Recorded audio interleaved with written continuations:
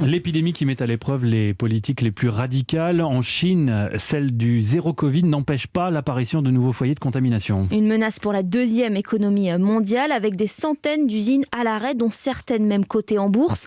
Les précisions de notre correspondant à Pékin, Sébastien Lebelzik. C'est l'une des provinces les plus riches de Chine. Elle représente 6% du PIB du pays, 65 millions d'habitants au sud de Shanghai et un centre économique vital avec par exemple le port de Ningbo, le 5e plus grand port de containers du monde. Cette province du Zhejiang se trouve quasiment confinée à la suite de l'apparition de cas de Covid la semaine dernière.